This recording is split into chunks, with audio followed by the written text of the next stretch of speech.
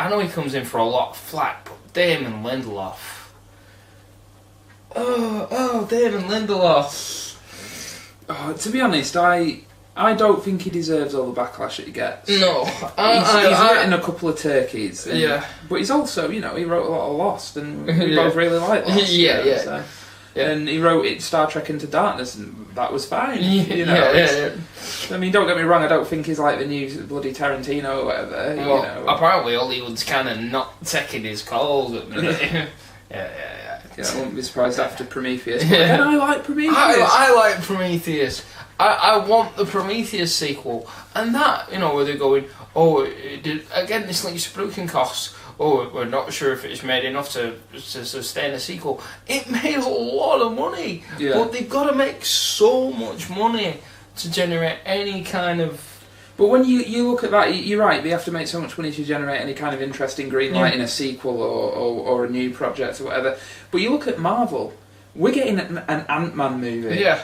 And 10 years ago, you wouldn't get an Ant-Man movie. Yeah. They're taking risks. I think Guardians of the Galaxy, because that's the other big risk that Marvel are taking. I think it will be a really fun, really interesting movie. I think me and you will like big portions of it. I hope I'm wrong, because I like the work of James Gunn. I love Super. I enjoyed Slither. I enjoyed lots of stuff he did Screenwriting. No one will go see it.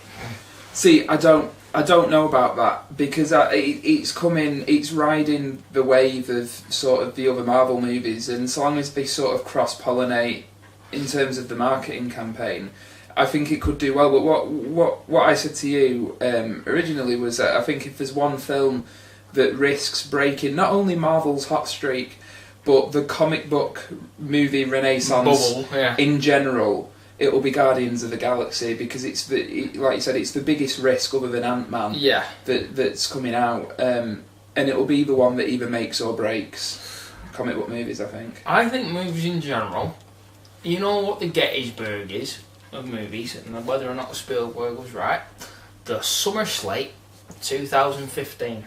Look at that. You're going to have Batman vs Superman. You're going to have Avengers 2.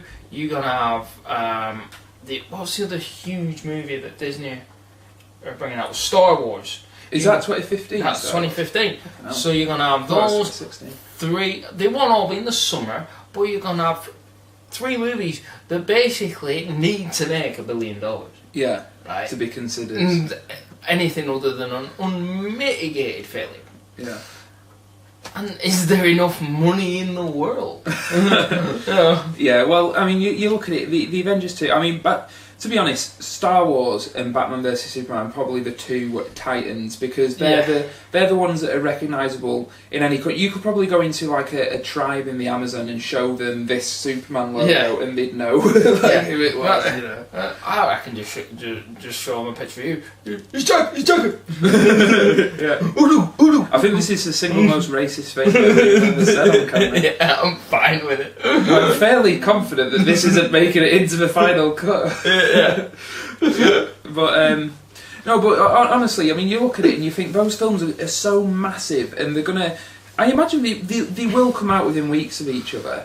Within a few months, 3-month windows. Because I can't imagine any of them being brought out in anything other than summer, autumn. No, but then again, look at Avatar. Avatar was a Christmas release.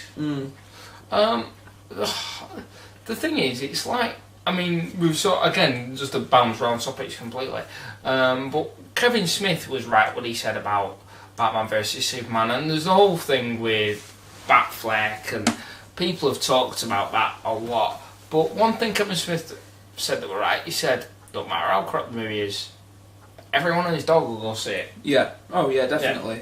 Yeah, it's Batman vs Superman. My mum, who's not interested at all, would go see that shit, it's like. But we haven't talked about Batfleck, and we probably should give our thought. I mean, because people have talked about this to no end online, and I think you and I haven't. We're trying our best to be open-minded, aren't we, on the Batfleck? Yeah. See, for me, it's like it's almost the same reason I'm excited for Star Wars Episode 7 now. Similar, because essentially for me, it's like we've seen, or in my eyes, I've seen the quintessential defining Batman on screen now. Oh yeah, the cinematic. This Batman. generation has its Batman. It doesn't need one. And in terms of being a comic book fan and a fan of Batman and all the rest of it, it's like that is the perfect Batman trilogy that we've had. So for me, it's like I'm open now to something different because I know it's not going to be that. It's not going to be the Nolan Batman movies. I would have been open to something 5 years from now. I do think it's too early. I'll give you that. I mean, Dark Knight Rises came out just over 1 year ago. Yeah, it was not last summer's big movie. The summer before was it? No, I think it was last year. Fuck it, that's a fast turnaround then. Yeah. So that'll be 2 years between The Dark Knight Rises and Batman vs Superman, whatever it ends up being called. Yeah, because it was Dark Knight Rises, then Man of Steel. Yeah. So it's ridiculous when you look at it from that perspective. The short amount of time between the launch of a new franchise, but you know what? DC are just obviously scrambling to catch up with Marvel and their business model of what they've done with the Avengers movies. But for me, it's like I say, I've had my perfect Batman on screen. I mean, I love Tim Burton's Batman as well. I grew up with Tim Burton's Batman, don't get me wrong, but I don't have quite as much love for Tim Burton's Batman as you do. But the having read the books and stuff and really sort of getting to know the character, Nolan's Batman movies are the best we've had so far. Yeah. So it's like I'm sort of open to whatever they do now. If it's going to be different, great. Casting Ben Affleck. Now, at first I was a bit like, what? Like, is that a joke? Well, is that... I was the one who said to you, wasn't I? I was like, in terms of screenplay, here is why they've cast Affleck. See, for me, I assume that it might have something to do with positioning him to direct either Batman's films. I reckon, I said to you, I reckon that's why he's done it. He's gone, because the rumour is that, I'm not sure how true this is, but the rumour is that he was not first choice. The rumour I've heard is that Gosling was first choice, and that would have been a disaster. I can't honestly. I've heard him try and shout in Only God Forgives. Him trying to do a scary Batman voice, it would have been like, no, really, get your dad. But the thing is, it's like, so you've got Ben Affleck who can act. He can act. I like Affleck.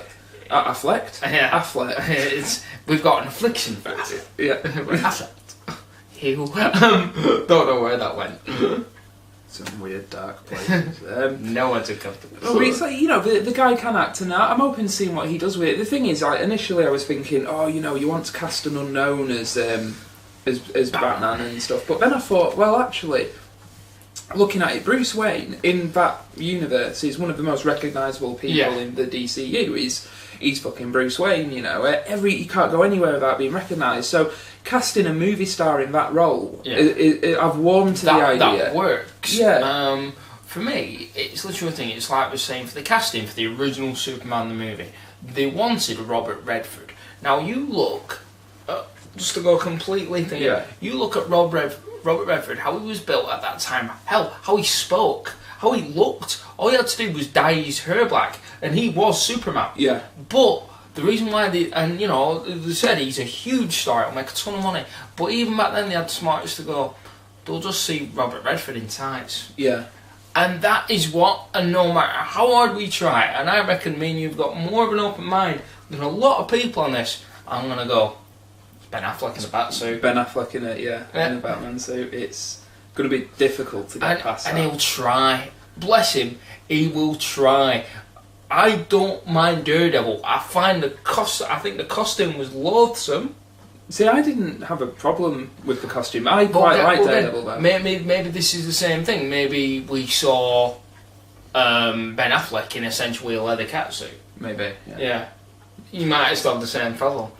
Ben Affleck in a leather catsuit. Yeah. That's it. It's gone.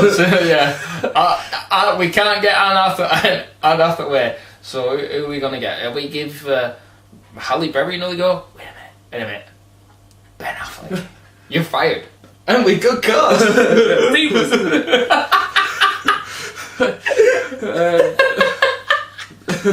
it? Yeah. I'm doing a chase.